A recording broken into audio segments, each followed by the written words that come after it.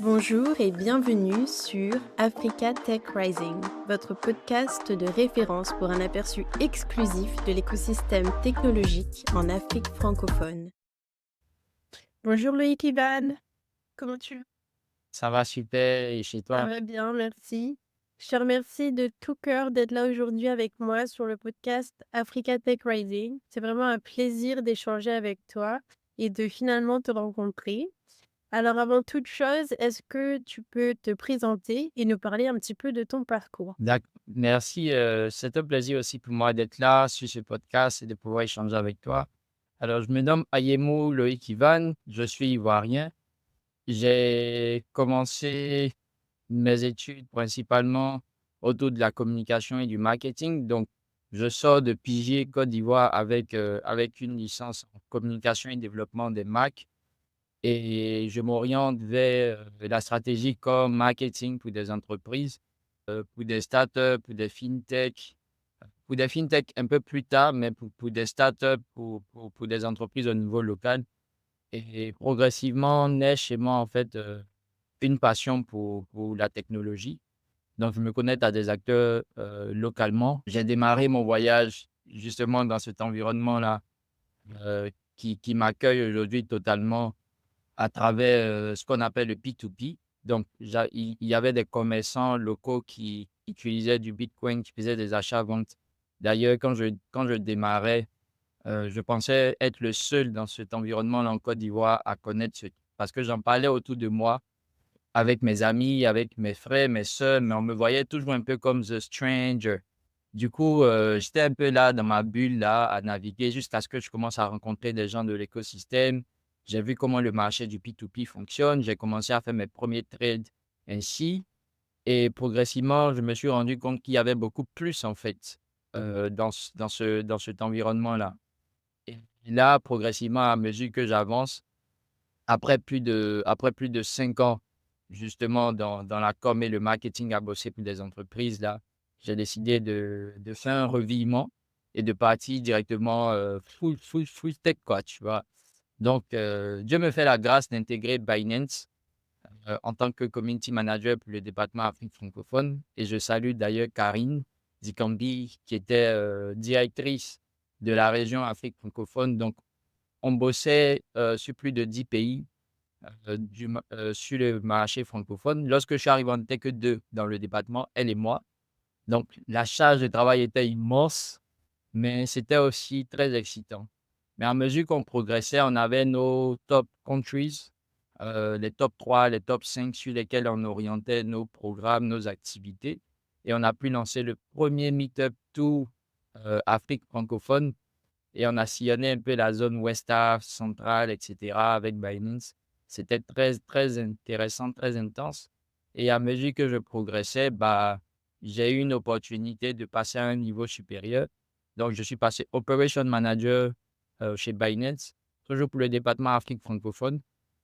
Des tâches beaucoup plus insight, puisque ça portait beaucoup plus sur le product, sur les services et encore plus de tâches orientées pour les utilisateurs et dans le courant de l'année, voilà, avec Binance, l'aventure s'arrête et voilà, je décide de passer à d'autres choses du parcours. Ma présentation, c'est vrai qu'elle est longue, mais je pense que ça va décrire bien l'écosystème et donc dans quoi est-ce que je naviguais et jusque-là, je pensais en fait qu'à l'aspect comme marketing et accompagnement event et cetera.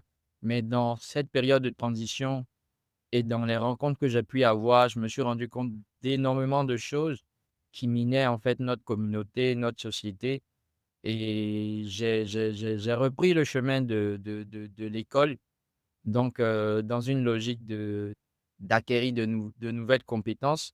Donc, j'ai été à Attache University, Chicago, Illinois, où j'ai décroché un diplôme, de Blockchain Studies, donc me qualifiant ainsi pour le rôle de Blockchain Project Manager et l'année d'après, j'ai reçu, mon accréditation en tant que blockchain, spécialiste par la Cour internationale de blockchain professional et toujours dans la suite, par la grâce de Dieu, j'intègre donc EasyChange. EasyChange qui est un acteur francophone, une fintech francophone qui met le focus en fait sur les solutions d'on-ramp, off-ramp, en utilisant principalement le mobile money. Donc, EasyChange est déjà présent sur le marché depuis 6 ans, est déjà sur la Côte d'Ivoire, mais ils ont besoin d'un directeur pays pour pouvoir encore intensifier les actions. Donc, Dieu me fait la grâce d'intégrer EasyChange. Ça se passe super bien. Je salue d'ailleurs Edouard, Marius et toute la team avec laquelle j'ai bossé justement au cours de ces derniers mois. Très intense, très intéressant. Donc, on élargit en fait le champ d'EasyChange au niveau local à travers le B2B et les collaborations aussi sur la scène institutionnelle, etc., pour faciliter les opérations. Et ça se passe super bien. Et moi, progressivement, je suis poussé en fait par d'autres challenges. Donc, il y a d'autres choses qui me drive à chaque fois parce que je vois les réalités. Et pour moi, voilà, il est temps aussi d'adresser de nouvelles problématiques. Et aujourd'hui, je suis dans un environnement qui est deep breathing parce que j'ai rejoint l'équipe de Stella. Stella, qui est une blockchain qui adresse principalement des problématiques autour de la finance en ce qui concerne des solutions de paiement. Donc, Stella qui n'était jusque-là pas présente sur le marché francophone, mais qui s'ouvre progressivement donc avec le pôle francophone, dont je suis aujourd'hui lead pour la communauté de Côte d'Ivoire, donc pour le marché de Côte d'Ivoire. Et présentement, l'intérêt, c'est de pouvoir développer des activités, des initiatives autour du marché local ici et de pouvoir également, en tant que blockchain project manager, accompagner des solutions, des entreprises, des entrepreneurs à développer des produits, des solutions autour de Stella, donc autour de sa blockchain Soroban. Donc, c'est une période d'immersion dans laquelle je suis en ce moment et qui fera naître en fait d'ici quelques temps encore des collaborations et des projets. Et voici un peu donc pour le tour actuel en tenant compte de mes updates. Merci. Eh bien, tout d'abord, félicitations pour ton parcours. C'est très inspirant. Donc, si je comprends bien, donc le début de ton parcours, c'est en communication et marketing. Et puis finalement, avec Binance, tu tombes un petit peu par hasard, si on peut dire, dans le monde de la blockchain. Et puis là, ça te plaît vraiment. Et finalement, tu continues avec un diplôme, une accréditation. Et là, tu passes au niveau supérieur, on va dire, et tu travailles sur des choses vraiment super intéressantes. Euh, je me demandais, qu'est-ce qui t'a plu dans la blockchain et les cryptos? Qu'est-ce qui a fait que tu t'es dit: «Tiens, je vais aller plus loin, ça m'intéresse»? Est-ce que c'est la philosophie derrière ça? Est-ce que c'est juste parce que c'était trendy? Qu'est-ce qui t'a vraiment plu derrière, la blockchain et les cryptos? Alors ça, c'est une question intéressante et ça me fait me rappeler en fait de ces motivations-là qui drive un peu beaucoup plus quand on est beaucoup plus jeune. Je suis toujours jeune d'ailleurs. Mais beaucoup plus jeune, en fait, j'ai toujours été passionné en fait par le gaming.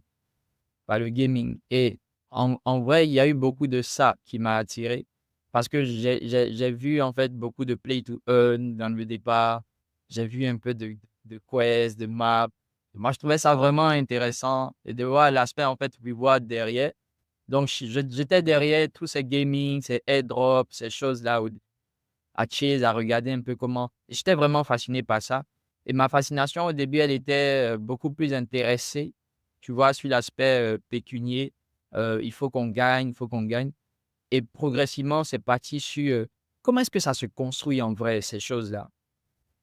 J'aimerais être au cœur, tu vois, de ces projets-là, si possible. Et progressivement, ça qui est né dans le cœur m'a emmené en fait à m'intéresser heu, au fait de j'ai envie de bosser aussi pour de grandes boîtes. Tu vois? J'ai envie de bosser aussi avec ces gens-là. J'ai envie de les côtoyer et je pense que c'est je pense que par la grâce de Dieu, hein, il y a des choses qui sont mises dans le cœur de l'homme que Dieu progressivement en fait révèle ou crée des voies pour que tu puisses y accéder. Et indirectement, en fait, il m'y a conduit et voilà, depuis que j'ai été au cœur des choses, j'ai encore eu beaucoup plus, d'ouverture d'esprit c'est drôle, avec quelques collègues à Binance, on disait en fait que 6 mois chez Binance, c'est comme faire un bond de 5 ans dans le futur. Parce qu'en vrai, l'environnement est tellement rapide, compétitif, il est tellement accéléré.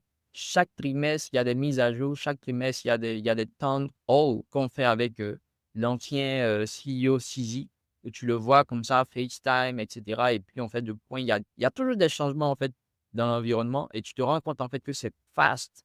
C'est vraiment fast, et ça aide beaucoup. C'est la raison pour laquelle lorsque je suis arrivé chez Easy Change, en vrai, c'était un autre aspect du du taf à mettre en avant, beaucoup plus l'aspect de business development. Mais dans le fond, j'étais pas perdu ni dépaysé. J'avais pas de difficulté, en fait, à prendre mes marques parce que j'étais déjà habitué, en fait, à cet environnement, fintech-là.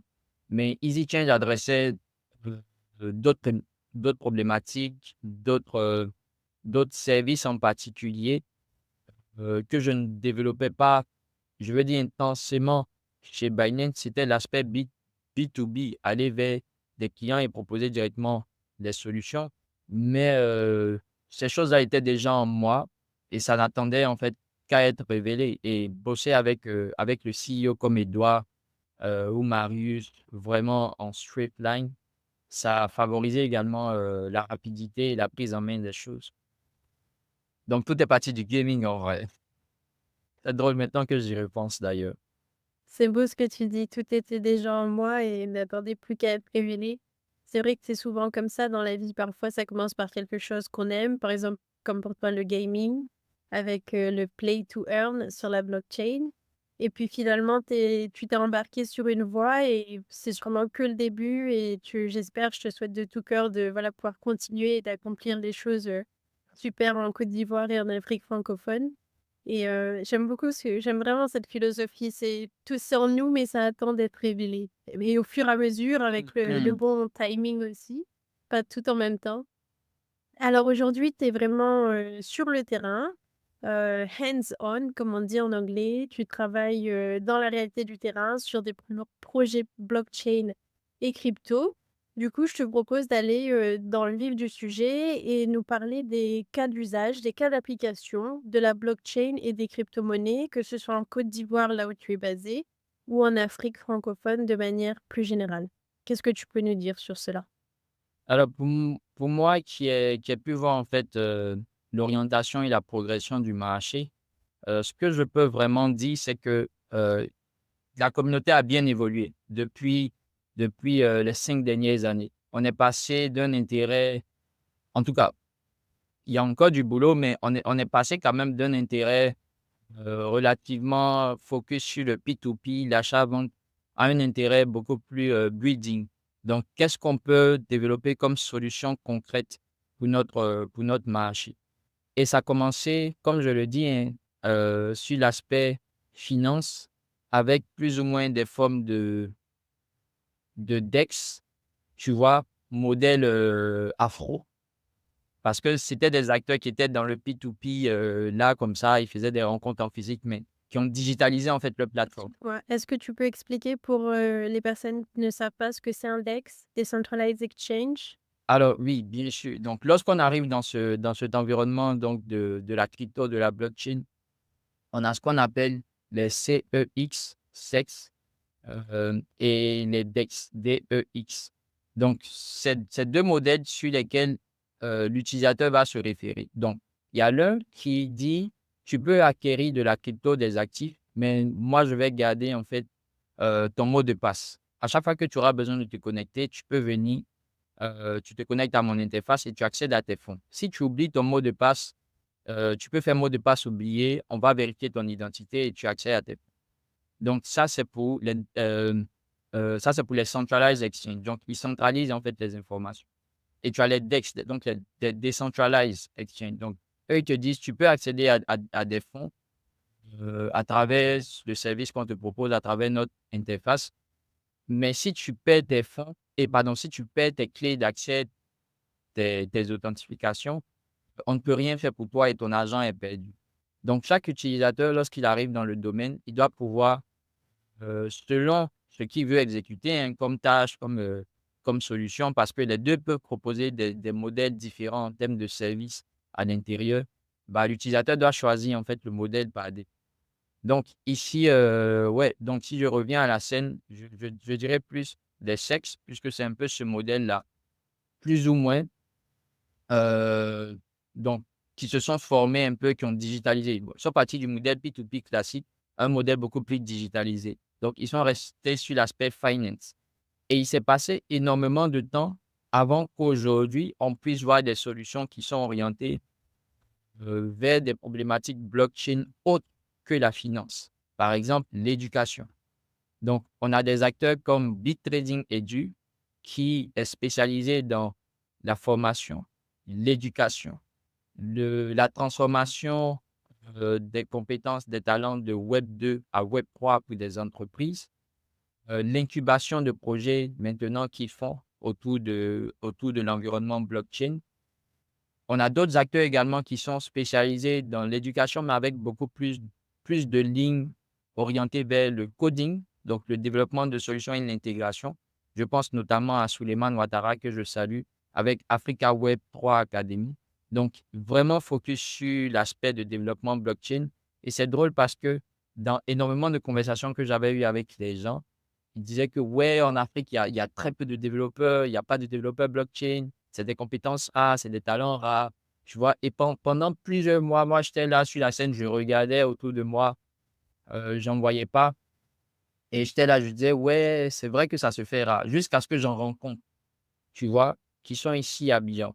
Et je me disais, mais attends, il faut pas qu'on reste en fait dans notre coin, là, comme ça, avec des projets. Parce que il y a des développeurs blockchain ici qui bossent avec des acteurs internationaux, mais qui sont là tranquilles dans leur coin, tu vois?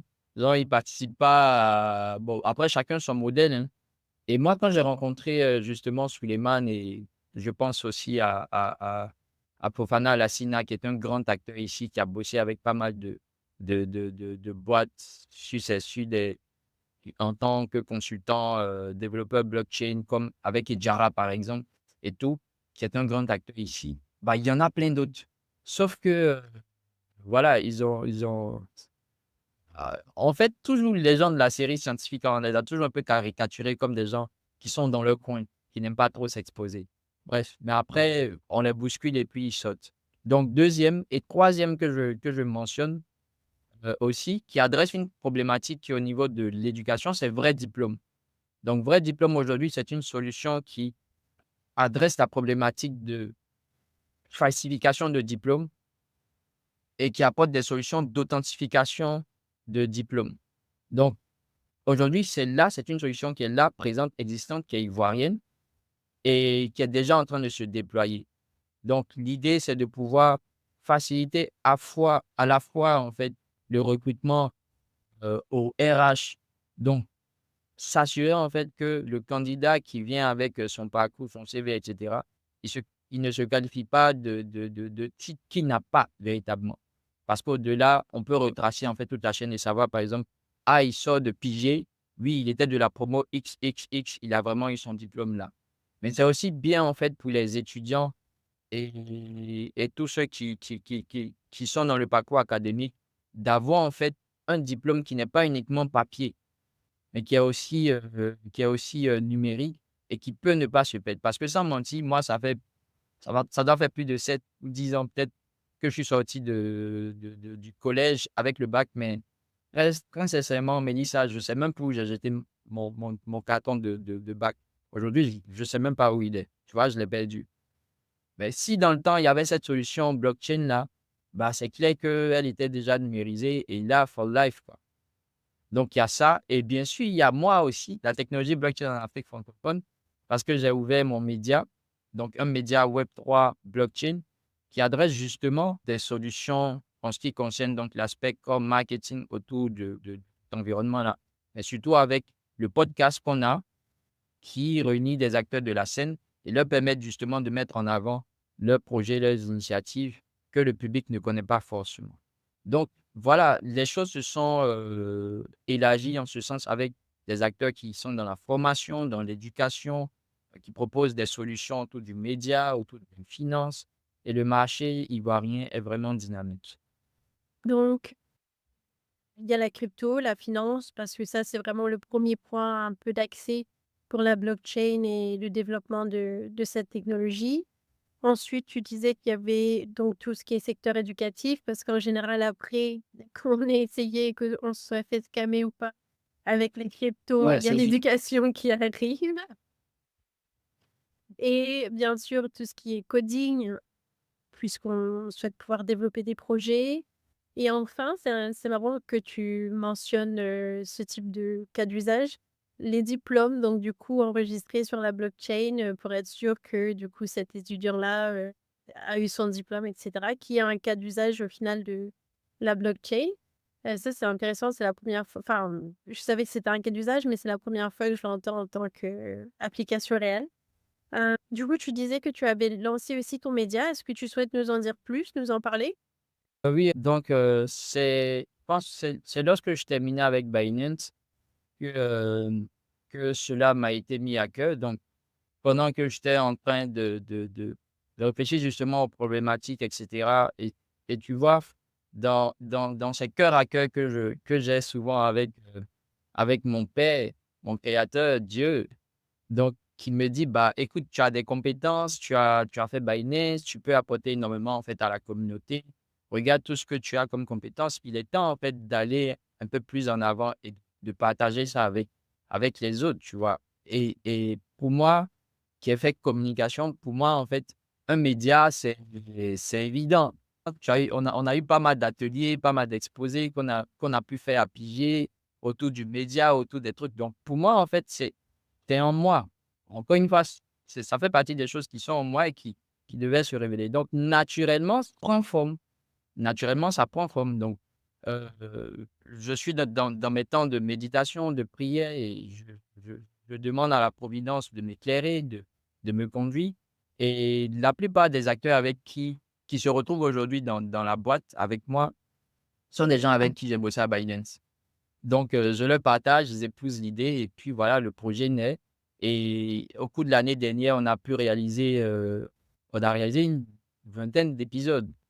Donc on a déjà une vingtaine d'épisodes et là, on a un épisode qui doit sortir. On a déjà fait le premier épisode de l'année. On a un deuxième épisode qui doit sortir ce mois de février où, voilà, j'ai déjà lancé un teaser. On a eu à interviewer Edouard, le CEO de Easy Change.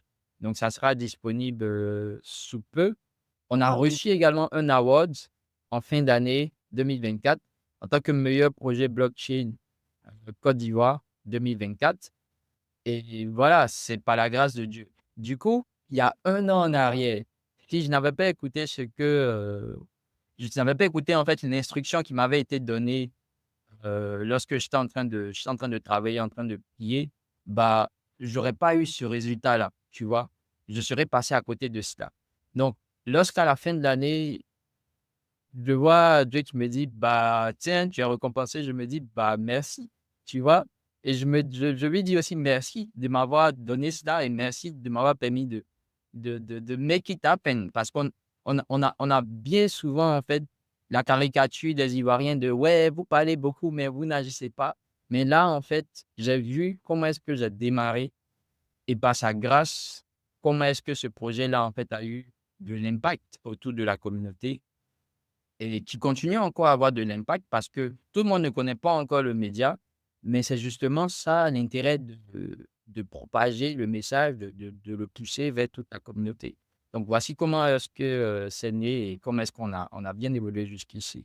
Eh bien, félicitations à toi et je trouve que c'est un beau message ce que tu dis là. Parfois, on est guidé, on reçoit des instructions de faire certaines choses et pourtant, ça Ouais, n'a aucun sens. On se dit: «Non, mais pourquoi?» Et aussi, c'est assez facile de se décourager si, par exemple, ça fonctionne pas ou qu'on n'a pas l'impression que ça fonctionne autant que ce qu'on voulait et pourtant, à un moment donné, on est récompensé et à un moment donné, c'est la vraie raison est révélée et tout prend son sens et je trouve que c'est aussi un beau message de motivation pour ceux, qui ont reçu des instructions ou une forte intuition ou autre, de faire quelque chose et bien de se lancer, de le faire même si ça a pas de sens pour le moment et bien ça prendra, son sens plus tard.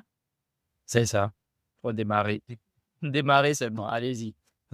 Alors en tant que donc là, tu nous as parlé des cas d'usage un petit peu de la blockchain et de la crypto en Côte d'Ivoire.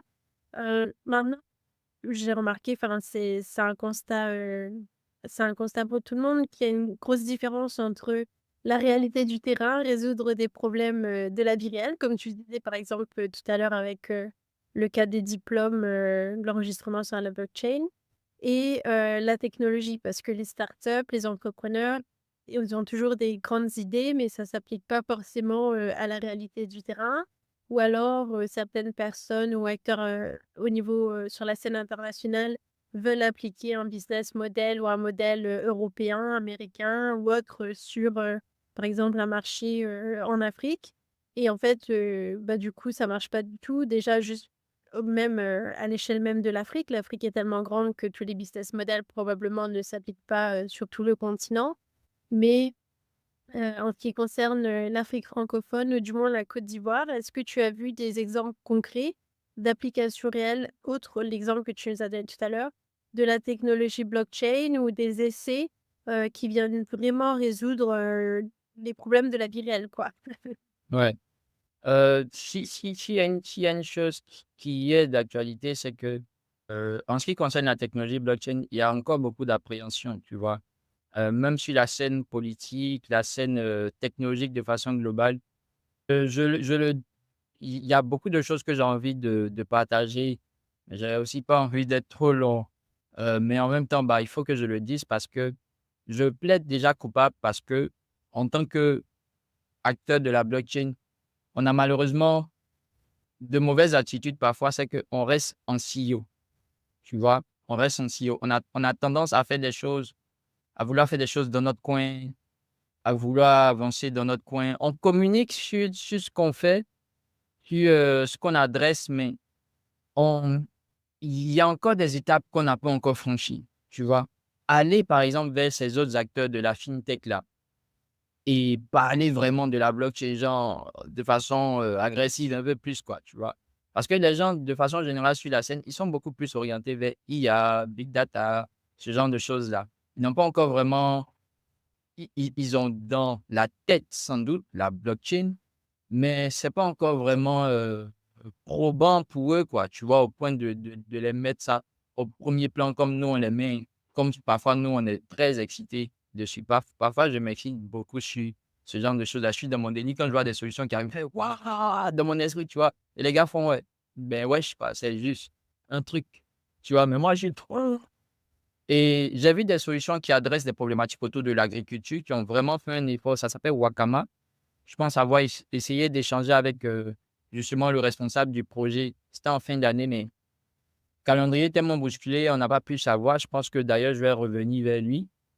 Ils adressent une problématique autour de l'agriculture et moi, j'ai beaucoup apprécié leur communication parce qu'ils ont fait un effort d'aller dans leur prototypage justement vers, l'équipe du ministère et du gouvernement pour échanger, pour parler justement des bons thèmes, des bons accords et tout. Et actuellement, je vois que le projet évolue plutôt bien avec déjà des prototypes.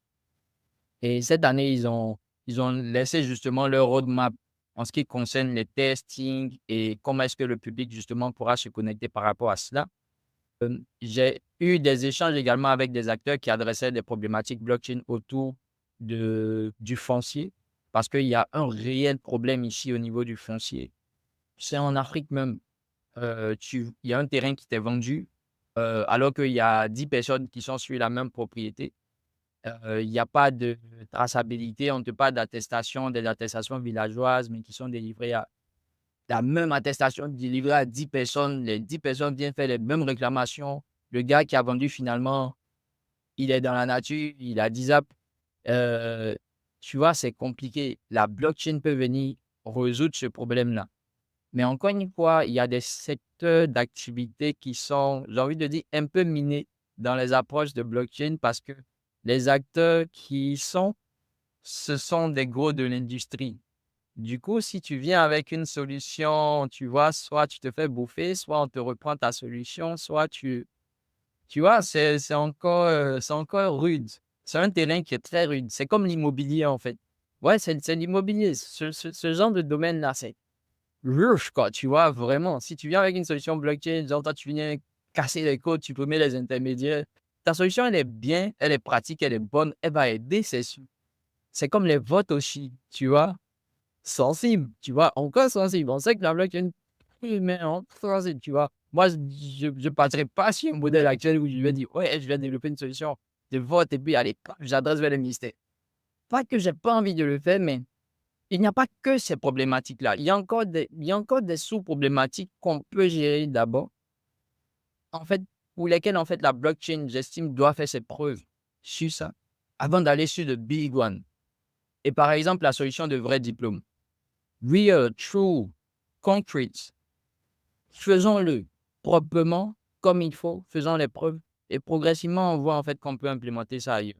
Et c'est un peu ça. Donc, ces acteurs qui prennent vraiment les devants et qui le font, bah, l'immobilier, je parle de l'immobilier, le foncier avec Wakama qui a très bien commencé et qui est dans les démarches, qui est très engagé et j'admire ce qu'ils font parce qu'ils ont montré en fait l'intérêt dès le départ d'aller vers ces acteurs-là, et de leur partager en fait la solution. Et je pense qu'eux aussi, ils ont adhéré au projet et ils sont en train de travailler en étroite collaboration avec eux. Mais pour ce qui est du reste, il y a encore des efforts à faire en termes de collaboration avec les acteurs fintech qui sont déjà ici, pour que la blockchain, tout comme l'IA aussi, prenne meilleur intérêt, meilleure place dans l'environnement et qu'on puisse utiliser les acteurs locaux aussi. Parce qu'il y a d'autres solutions comme le foncier. Dans les échanges, j'ai entendu qu'ils ont sous-traité en fait avec des experts à l'international pour venir développer des solutions ici en Côte d'Ivoire. Bon, écoutez, on a des experts blockchain ici, on a des développeurs blockchain ici qui n'ont pas été appelés. Moi, en vrai, bizarrement, je tente de réfléchir à ça. Je me dis, mais en fait, c'est pas grave. Parce que le plus important, c'est que la solution se développe et que ce problème-là soit résolu. Nous, derrière, on sait que c'est la blockchain. Bah, c'est top alors. De toute façon, notre voix va porter. Parce que derrière, souvent, tu vois, le peuple, ils s'en foutent. C'est quoi la solution en vrai qui est derrière? Souvent, ils s'en foutent un peu. Ça résout le problème? Bah ouais. Donc, on y va. Donc, il y a du boulot. Et c'est la raison pour laquelle, tu vois, au-delà des podcasts, au-delà des événements qu'on fait, on est aussi poussé par l'orientation de se connecter cette année avec davantage d'acteurs, d'échanger, d'échanger véritablement avec eux et de voir comment est-ce qu'on peut fédérer nos efforts. On peut faire de l'IA blockchain, ça marche très bien. On peut faire du big data blockchain, ça marche très bien. Donc, c'est de sortir des CEO en fait. C'est une belle philosophie de dire, peu importe, que les experts locaux soient appelés ou pas pour travailler sur un projet, le principal, c'est que le projet soit développé. Mais en même temps, ça rappelle toujours, ce sentiment d'injustice, du fait que, bah, il y a Ça des paye, locaux c'est qui sont qualifiés et pourtant, ils ne sont pas assez bien pour être appelés pour développer sur le projet alors qu'on sait très bien que c'est pas une question de ne affilé. pas être assez bien, hein, bien sûr. C'est plus une question de privilèges ou de corruption ou ce genre Ouais, de sujet. Alors je suis contente des cas, concrets, que tu as rappelés, que ce soit dans l'agriculture, utiliser la blockchain pour l'agriculture, pour, enregistrer les terrains. Il n'y a pas ouais. seulement en Afrique, il y a pas seulement sur le continent africain que le problème d'enregistrement des terrains existe, soit, en Europe centrale, aux États-Unis, c'est assez clair, mais il y a encore plein de pays émergents où la blockchain, est nécessaire pour ce genre d'action.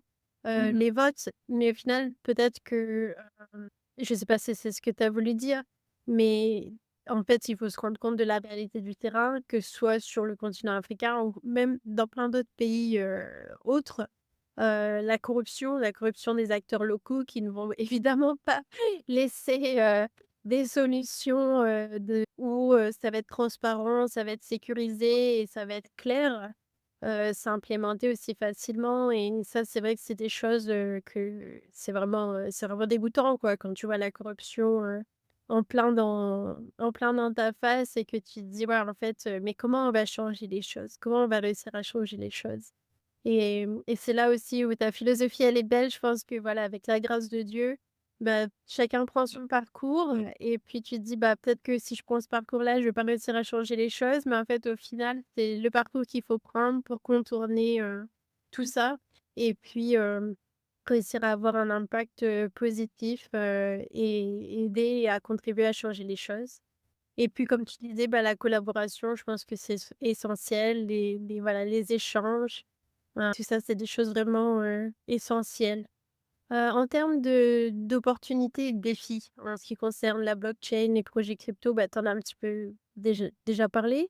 Mais, si tu pouvais relever vraiment les défis principaux que tu vois pour l'adoption, outre, là la corruption et en termes d'opportunités pour les personnes qui sont impliquées, dans la tech, quelles seraient ces opportunités et défis en Côte d'Ivoire ou en Afrique francophone de manière plus générale?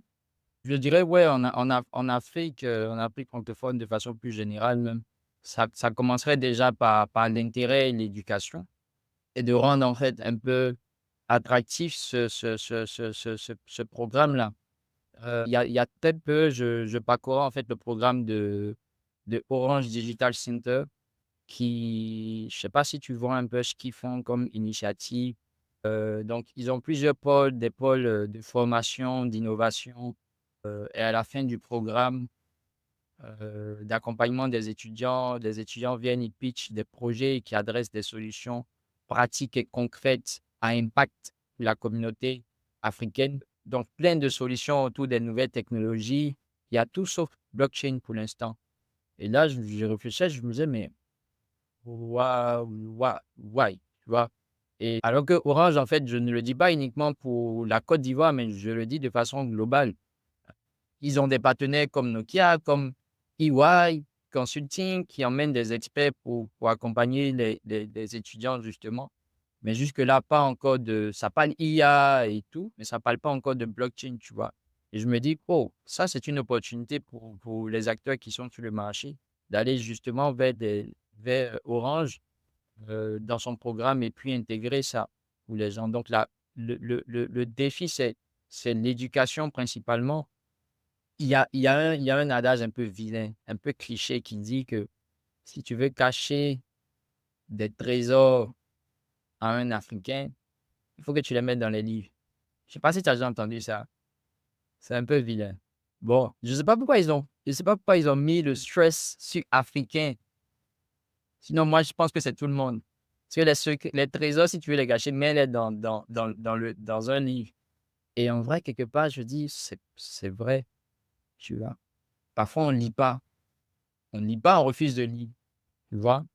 Et il y a plein d'articles, il y a plein de trucs qui sont disponibles autour de la blockchain aujourd'hui, mais les gens ne lisent pas. Ils vont revenir à chaque fois avec toi pour te poser la question, mais c'est quoi la crypto?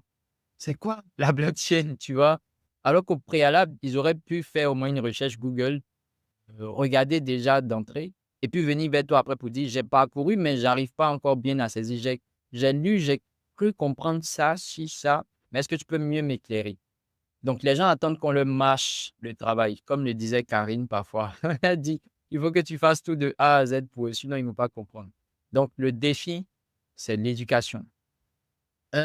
Ensuite, les acteurs qui sont déjà dans la fintech, c'est de leur montrer l'intérêt que la blockchain peut apporter aux solutions qu'ils construisent déjà.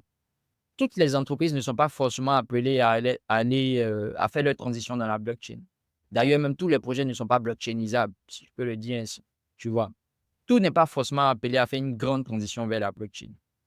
But being aware, ça peut être un facteur aussi décisif, tu vois?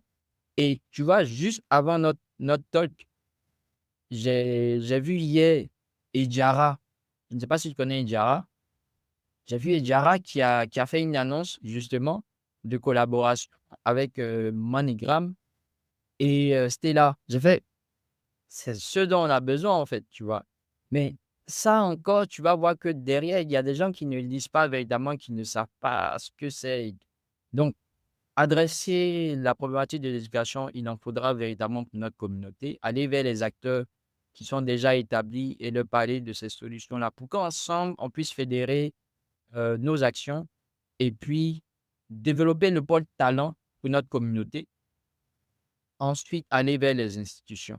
Donc, il faut déjà avoir un bon portefeuille qui se construit là, de qu'est-ce que vous faites déjà, voici ce qu'on fait, voici ce qu'on a accompli, voici le parcours qu'on a. On a des acteurs qui ont bossé à Binance, on a des gens qui ont bossé avec d'autres acteurs à l'international, on a des gens qui ont bossé avec des blockchains, tu vois, qui sont des acteurs qui sont là, présents sur le territoire et qui veulent mettre en place en fait des programmes. Donc, il faut qu'on crée ce cadre-là pour qu'on puisse être là et que les gens de la communauté puissent venir et que des projets également puissent naître. Donc, c'est un schéma véritablement à suivre en termes de défis. Mais ça, tu vois, ce n'est pas uniquement pour la Côte d'Ivoire, c'est pour tout le marché francophone africain. Et les opportunités? Bien sûr, en termes d'opportunités, donc, il y a des opportunités à la fois professionnelles, aller bosser dans des grandes institutions, avec de grands acteurs. Moi, je le dis à chaque fois quand je finis des meet-ups, c'est possible. Si tu le rêves, si tu le vois, c'est possible. Tu peux y aller, tu peux avoir les compétences pour cela. Donc, aller bosser sur le plan professionnel, développer des projets également sur le plan professionnel, des projets à impact social, économique pour notre marché. Ça, en termes d'avantages, c'est super. Aujourd'hui, tu as énormément d'acteurs. En troisième point, blockchain qui arrivent de plus en plus vers le marché euh, francophone et qui sont prêts en fait à offrir des leviers de développement et de croissance, tu vois, pour les projets. Mais malheureusement, on check à la loupe, on n'en voit pas. Il y a des fonds qui sont disponibles, mais on n'en voit pas. Encore une fois, à qui ça profite? Bah, le marché anglophone, toujours nos frères. On est tous ensemble, africains, mais qu'on se dise la vérité, il y a des rivalités, il y a une course. Tu vois, il y a une certaine course à l'innovation, à qui sera first, qui sera premier, à se mettre en fait sur la map, tu vois. Et en général, c'est eux qui raflent tout. Tu regardes la plupart des projets aujourd'hui, tous ces acteurs qui viennent là, tu vas voir que Nigeria, Ghana, Kenya, Afrique du Sud, ils sont représentés. Et même quand tu regardes le modèle des VCs, des corporates qui viennent faire du funding, les top countries qui bénéficient, Afrique du Sud, Kenya, Nigeria, Ghana, où sont les pays francophones? Combien de startups africaines francophones émergent chaque année? Je ne suis pas en train de crier sur mes frères, sur mes sœurs. Je ne suis pas en train de les blâmer ou rien.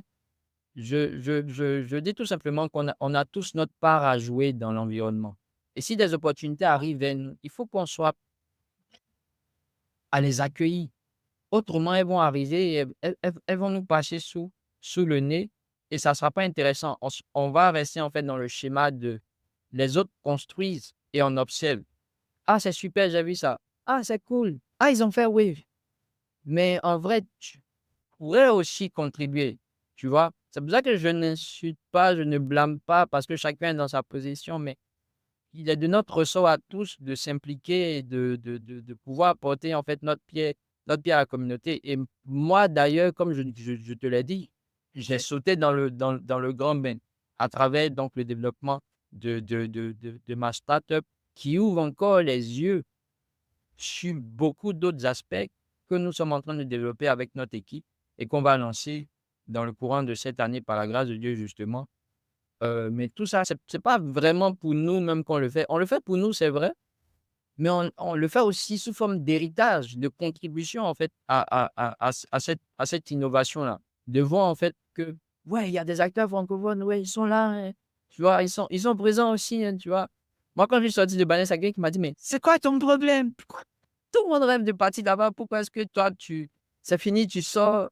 Je dis, mais est-ce que vous savez, en fait, qu'il y a beaucoup plus que, genre, il y a more than Binance. Ce n'est même plus une question de Binance. Il y a beaucoup plus que ça. Venez qu'on bosse sur notre propre marché, quoi. Donc, opportunité, il y en a, mais il faut que les gens aussi soient là pour recevoir l'opportunité. Sinon, on passe à côté. C'est vrai que l'Afrique francophone est un peu à la traîne et en fait, je sais pas si c'est vraiment à la traîne, mais il y a cette perception d'être à la traîne, en tout cas, face, à l'Afrique, anglophone.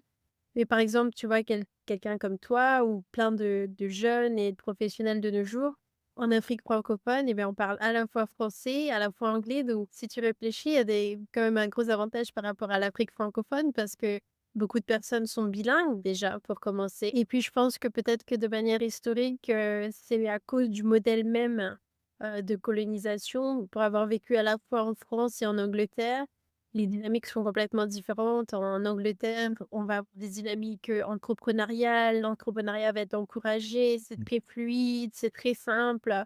En France, c'est lourd, c'est compliqué, c'est lent, c'est administratif et je pense que c'est ça qui impacte, de manière indirecte, à cause des politiques coloniales, aussi l'Afrique francophone. Mais maintenant avec les nouveaux sangs, les nouvelles générations, les jeunes ont vu ce qui se passait en Afrique francophone et anglophone et ils ont aussi envie de faire pareil, de réussir, de créer des projets. Ils ont envie d'être dynamiques et puis finalement tout ça aussi c'est un petit peu lié, à l'héritage culturel, aux politiques coloniales. On se dit: «Bah, on aimerait bien se détacher un peu de ça et puis de créer notre propre, notre propre histoire, notre propre héritage, avec, nos personnes, nos acteurs locaux». C'est tellement vrai ce que tu es en train de dire. Tu vois, en fait, il y a cette lutte intérieure-là. Je sais pas combien de podcasts on aura à faire, mais en tout cas, moi, j'apprécie énormément déjà ce qu'on est en train de partager. Mais en fait, il y a ces roots qui sont en nous, qui sont tellement enracinés avec tellement de choses. Et quand tu essaies de t'en détacher pour créer ton propre chemin, tu pas idée en fait des luttes auxquelles tu es confronté. C'est tellement intense, parlant. Il y a des biais cognitifs, psychologiques qui t'entravent, qui te bloquent et sans défait, c'est énorme. Personnellement, qui t'en parle, j'ai été confronté à des choses, tu vois, genre même l'entourage aime personnellement en moi, genre le fait d'aller vers d'autres trucs, c'était des combats en fait, c'était des combats. Pourtant des trucs simples, hein, ne serait-ce même que showcase your work. Tu réalises des podcasts même avec des acteurs, c'est super, c'est cool, c'est édifiant. Mais pour faire passer ça en boucle, tu te dis: «Non, faut pas que je dérange les gens, peut-être que je serai un peu trop, genre c'est trop moi, on me voit trop et cetera, je prends trop la place, trop la marge». Mais qu'est-ce que tu fais à garder ce que tu as produit? Montre ton travail, tu vois? Et il y a plein de problèmes. L'argent, parler d'argent, c'est tellement ancré comme tu as dit, ça vient de la culture. Et si tu n'arrives pas à rencontrer des personnes ou s'il n'y a pas des situations que tu vis ou des circonstances que tu traverses où, tu n'as pas la grâce de Dieu même qui t'accompagne pour te permettre de sortir de ces choses-là, c'est très difficile. Et ça, c'est ce qui fait qu'en griffe, j'aime pas trop le thème de l'Afrique en retard, mais ça ressemble à ça parce qu'il y a un bond qui n'a pas encore été fait. Mais tu sais, malgré tout, je suis optimiste parce qu'aujourd'hui, avec les technologies qui sont là, quelque part, en fait, ça nous met à la même échelle que les autres. Ça nous met quelque part à la même échelle que les autres. Avoir de l'IA aujourd'hui, avoir cette big data, et cetera, et avoir l'internet aujourd'hui avec tous ces cours qui sont disponibles en ligne, que les autres auxquels il y a 10 ans en arrière, les gens n'avaient pas accès et qui te permettent d'apprendre des compétences en 3 mois. Il y a carrément un truc en plus. Et quand tu regardes la nouvelle génération aujourd'hui qui est vraiment focus sur le digital, qui développe des choses terribles, et cetera, tu te dis que juste un peu bien encadré, juste un peu bien encadré, ces gars-là, c'est la prochaine génération miracle, quoi, qui pourrait créer quelque chose. Mais tu vois, juste un peu bien encadré, juste un peu plus avec des mentors, juste un peu plus avec une grâce particulière, l'héritage peut être bien, quoi. Je partage ton optimisme. Je pense que ça sert à rien de se mettre dans une position de victime. Ça amène à rien de se dire: «Bah, on est victime, on peut pas avancer, on est victime». Ça mène, à rien de positif, donc il faut rester absolument, optimiste et voilà, se croire en soi. Mais je suis d'accord avec le fait qu'au final, c'est des des centaines d'années de fausses croyances, en fait, si on dit les choses comme elles sont, des fausses croyances, voilà, qu'on nous a fait croire, sur en tant qu'être noir, être africain, tu inférieur, t'es un esclave, les blancs, c'est pas là on n'est pas là pour faire de la discrimination, mais les blancs, colons sont supérieurs et cetera. Tu une sous-race et en fait, même si toi et moi, on n'a pas connu ça, c'est dans notre sang et donc du coup, c'est très dur, en Ouais, fait, de s'en sortir, de se dire, «Bah, non, en fait, ça, c'était une fausse croyance» parce qu'au final, tu vois? Juste moi, par exemple, à l'échelle de ma grand-mère, elle a travaillé pour des colons, elle était pas esclave, elle avait un salaire, mais peut-être c'est la même chose et ça, c'est juste ma grand-mère. Donc tu vois, c'est des choses que c'est transmis de génération en génération et c'est là et du coup, tu te dis que je fais une référence avec ce que tu disais avec, oser s'exprimer, «prendre de la place» entre guillemets et exprimer son travail et son talent. Et bien, c'est difficile parce qu'on se dit: «Bah, non, mais moi, je vaux pas et que je vaux pas, je crois pas en moi» et cetera et je pense réellement que, voilà, pour le peuple africain et sûrement pour d'autres peuples qui ont été oppressés dans le monde, mais là, on se concentre, sur l'Afrique, c'est déjà de un ne pas être victime, parce qu'en fait, la position de victime, ça nous amène à rien. De 2 se rendre compte de notre vraie valeur. Et je ne parle pas d'être arrogant ou d'être supérieur. C'est pas une question de dire l'autre, il est supérieur à l'autre. C'est une question de dire: «On a tout autant de talent, on a tout autant de mérite et maintenant, il est temps pour nous d'écrire notre propre histoire». Maintenant, je pense qu'on a plus besoin des colons pour nous dire, comment gérer notre finance, comment gérer notre argent, qu'est-ce qu'on doit consommer, qu'est-ce qu'on doit utiliser. Donc il est temps de, voilà, de changer ces fausses croyances et de croire en nous ouais, et de pas avoir le syndrome de l'imposteur, comme on dit. yeah, Alors tout à l'heure, tu nous as brièvement parlé du projet, que tu as rejoint, la blockchain, Stellar. Je trouve que c'est un projet super intéressant. Est-ce que tu peux nous en dire un tout petit peu plus en quelques mots? Qu'est-ce que c'est la blockchain Stellar? Ça sert à quoi? Quels sont, toi qui travailles pour ce projet, quels sont leurs objectifs en Côte d'Ivoire? ouais. Alors, je vais essayer d'y aller sans être trop technique parce que je réserve la technicité pour ceux qui vont nous rejoindre pour le meet-up le 22. Donc, bref. Alors, c'est la première fois que je bosse pour, j'ai envie de dire, un acteur blockchain pareil, hein. J'ai été dans cet environnement-là à côtoyer des acteurs comme Ethereum, etc. Mais j'ai jamais eu à bosser avec des acteurs comme ça. Je sais pas si c'est très différent et très particulier. Tu es inside et tu vois en fait plein de choses. Et du coup, et là, leur histoire est assez particulière parce que le fondeur actuel, il était cofondeur sur un projet qui s'appelle XRP, Ripple. Et il s'est détaché en fait de XRP pour fonder XLM. Les thèmes se ressemblent un peu, mais c'est différent.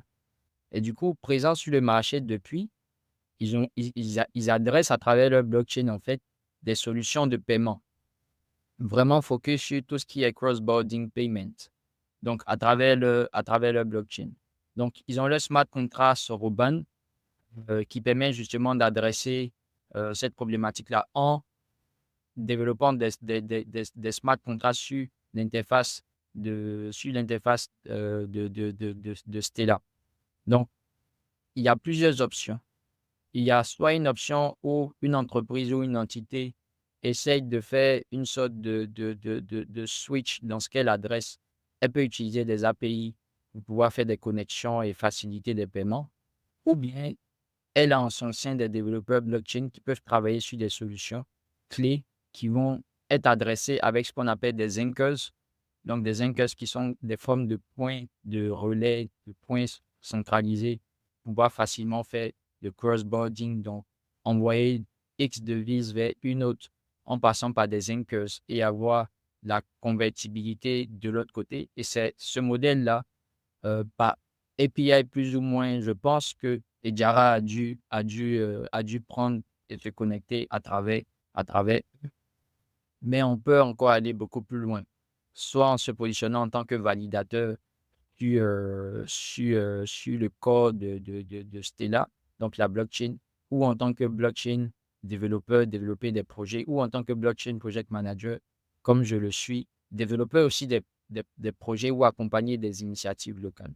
Donc, ça, c'est pour le premier aspect. En ce qui concerne l'expansion de Stella, bah, c'est tout simplement que à mesure qu'ils progressent, ils se sont rendus compte en fait de la forte demande. Et lorsque tu regardes un peu le marché du cross-boarding, payment de façon globale, tu vois qu'il y a énormément, je n'ai pas les chiffres sous les yeux, j'aurais dû les mettre là, mais il y a un grand flux qui est adressé vers nos marchés ici en Afrique. Kenya, Ghana, Sénégal, Bénin, Togo, Côte d'Ivoire, et cetera. Du coup, ce mouvement qui est adressé déjà avec des acteurs comme Western Union, qui font de la remittance, MoneyGram, et cetera, répond à la problématique de transfert d'argent, mais avec encore des difficultés, les frais de transaction. Et l'aspect crypto qui rentre justement en ligne de compte de façon première, qui permet justement la facilité d'envoyer et de recevoir de l'argent avec des frais moindres à travers le système blockchain, bah, tout le monde connaît déjà. Mais adresser du stablecoin, c'est quelque chose qui est beaucoup plus apprécié par des entreprises, par des acteurs B2B, bien évidemment. Du coup, c'était là en fait son focus. Et justement, sa blockchain par rapport aux autres offre des frais beaucoup plus réduits, des temps de validation et de traitement beaucoup plus appréciables. Donc, tout l'intérêt justement pour les acteurs d'utiliser cette blockchain en particulier au détriment des autres. Donc, il n'y a pas que ça comme adresse parce que leur leitmotiv, c'est Bring Real World Asset to Stella. Donc, faire vraiment de Stella the point to be quand il s'agit des assets du monde réel, à les rendre justement blockchainisables. Et c'est justement ce que cela adresse à travers Stella. Donc, on a eu des acteurs comme MoneyGram qui ont fait une collaboration avec Stella et qui ont changé directement la dynamique de leur process de paiement.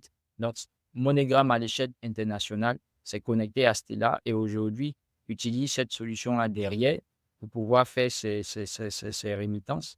Et d'autres acteurs ont commencé également à s'aligner justement avec la blockchain de Stella.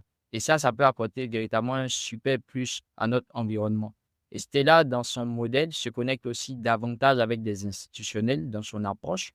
On a des acteurs du service bancaire et de d'autres institutions également qui ont commencé à se connecter à eux pour justement faciliter les transactions et les opérations qui se font en son sein. Malheureusement, encore une fois, lorsqu'on regarde sur la scène, il y a très peu d'acteurs du marché africain qui développent des solutions, qui adressent des solutions.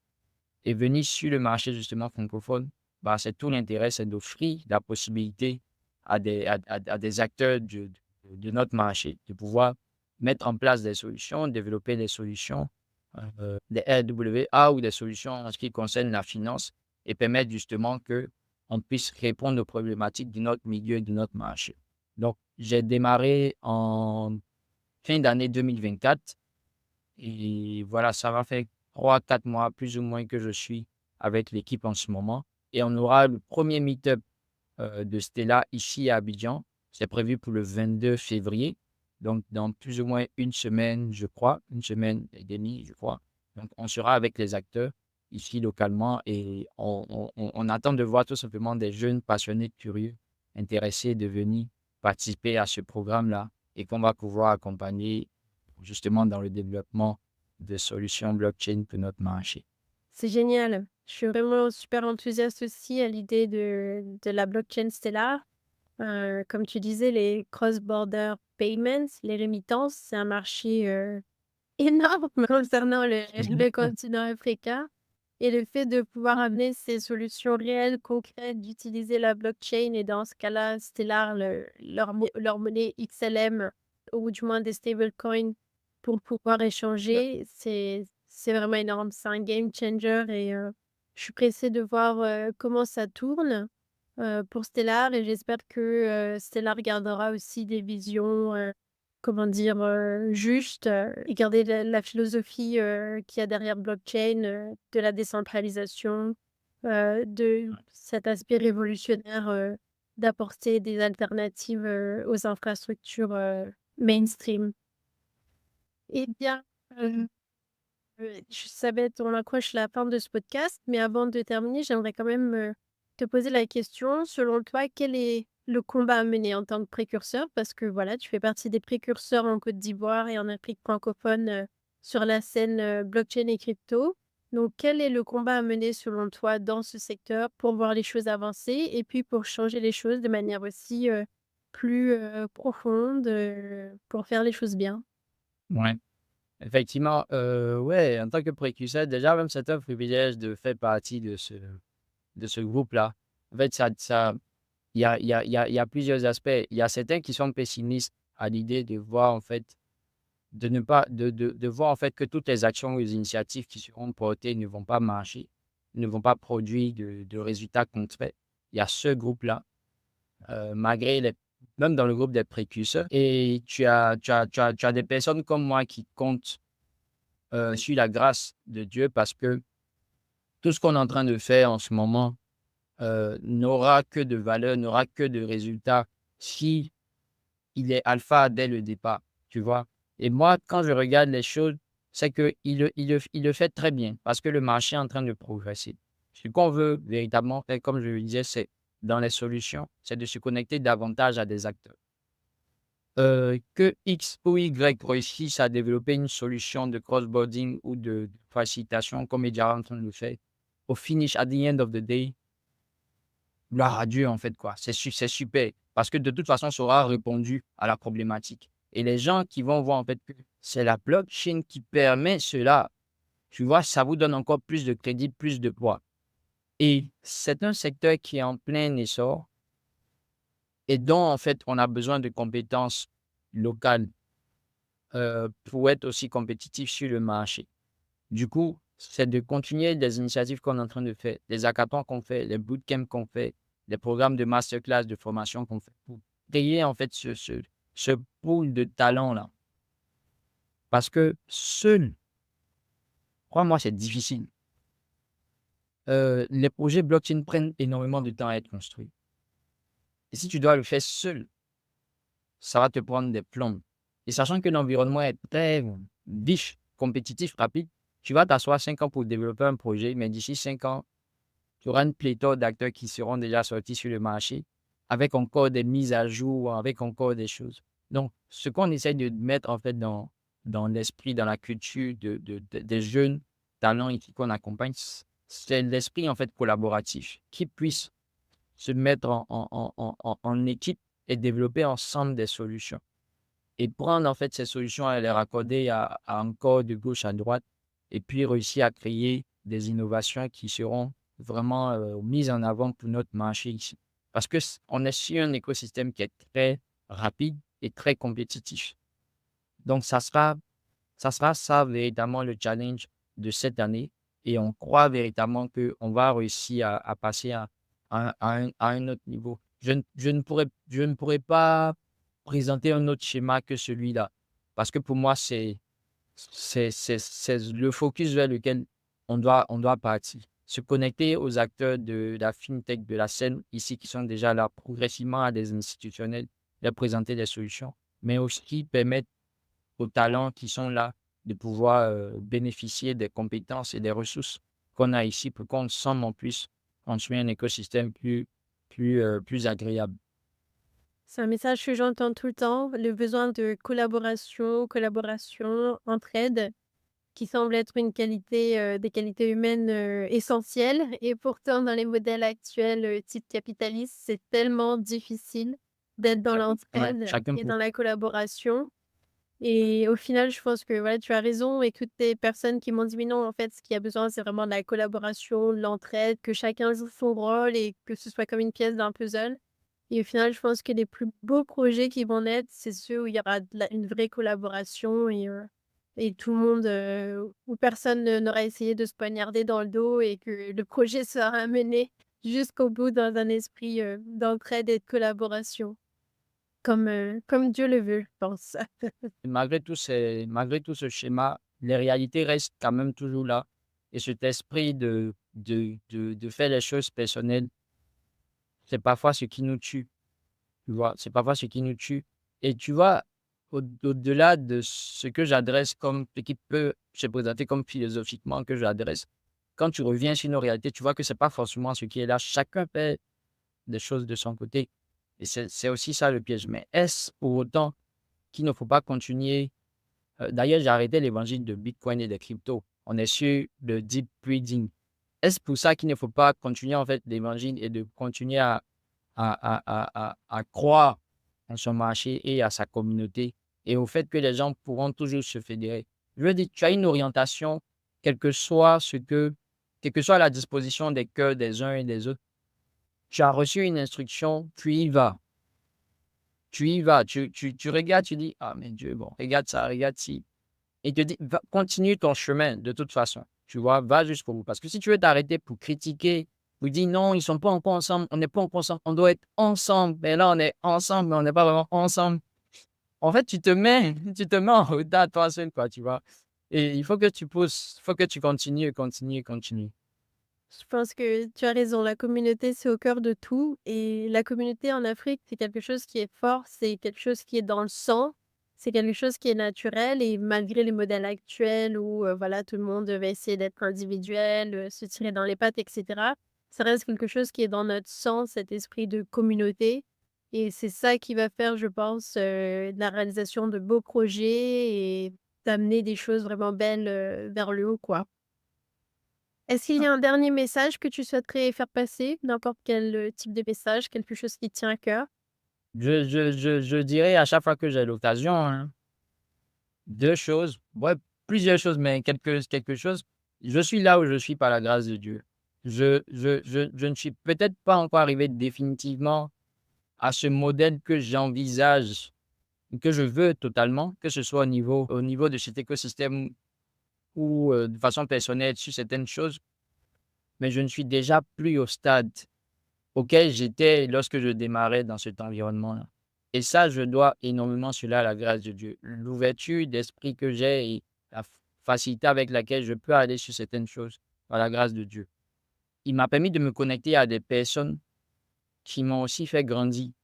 Et je la salue à chaque fois, Karine Dikambi, qui était directrice Afrique francophone chez Binance, avec qui j'ai bossé, qui a unlock énormément de choses en moi.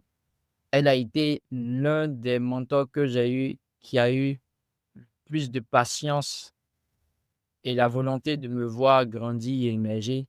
Et quand je regarde ce que je fais, la façon dont je me déploie aujourd'hui, c'est quelqu'un à qui je dois aussi énormément. À chaque fois quand j'ai l'occasion, je lui fais un coucou. J'espère en tout cas qu'elle aura l'occasion de regarder cet épisode-là. Et puis, je salue tous les gens de la communauté avec qui je bosse, que ce soit Patrick Yeboy de BitTrading, Suleiman Ouattara de Squad. En fait, je ne peux pas citer tout le monde, mais je les salue tous. Ouais, je trouve ça super de pouvoir, avoir, de la gratitude et de la reconnaissance, envers les personnes qui nous ont aidés, qui ont été là pour nous et ça, c'est cool. Eh bien, je te remercie d'avoir, partagé cette heure avec moi sur le podcast d'Africa Tech Rising. C'était vraiment super. J'ai adoré, voilà, le côté concret, pratique et en même temps avec une petite touche, philosophique. Pour terminer, si tu es OK, j'aimerais te poser la question bonus. J'aime bien poser, une question à mes invités sur, le pays où ils habitent, où ils sont aussi, originaires. Donc pour toi, c'est la Côte d'Ivoire. Du coup, si on doit voyager en Côte d'Ivoire, qu'est-ce que tu nous conseilles? Est-ce que c'est un beau pays à visiter? Qu'est-ce qu'on y mange? La culture? Est-ce que les Ivoiriens sont accueillants ou pas du tout? Bah, c'est un beau pays, ça vaut vraiment le coup de venir par ici. Les gens, ils ont soulevé Abidjan parce que la capitale. Alors, il y a une capitale politique, administrative qui est Yamoussoukro, mais dans le cœur, en fait, dans l'esprit de tous, c'est Abidjan parce que Abidjan, c'est le centre, c'est là où tout se passe. Donc, vous viendrez à Abidjan, vous viendrez découvrir, en fait, l'environnement, c'est chaud, c'est bouillonnant, c'est accueillant. Il y a de beaux endroits, etc. Et vous y trouverez forcément de la joie parce que les gens aiment beaucoup aussi les étrangers. Peu importe ta couleur, on ne trie pas. On a un amour particulier pour les Camerounais, qu'on appelle les gens du continent. À chaque fois qu'ils viennent avec leur accent, ça fascine tout le monde. mais vous verrez Abidjan, vous verrez Bassam avec ses plages, avec ses musées, avec ses endroits aussi touristiques. Et si vous avez l'occasion d'aller à l'intérieur du pays comme Yamoussoukro, vous y trouverez également la basilique et encore plein d'endroits, le lac Caïman. C'est vraiment agréable. Ça pourra peut-être te surprendre, Mélissa, mais je suis très casanier. Il y a beaucoup d'endroits ici, mais je suis très casanier. Tu vois, je suis très casanier. Mais il y a des endroits super agréables. Si personnellement, tu me demandais où est-ce que je pourrais partir, moi, je te dirais l'intérieur du pays. Parce que l'intérieur du pays est très ressourçant. Tu es un peu déconnecté des bruits de la vie. L'air est frais, c'est pur. Tu te retrouves facilement avec toi-même et tu as vraiment le temps d'avoir plus d'ouverture d'esprit.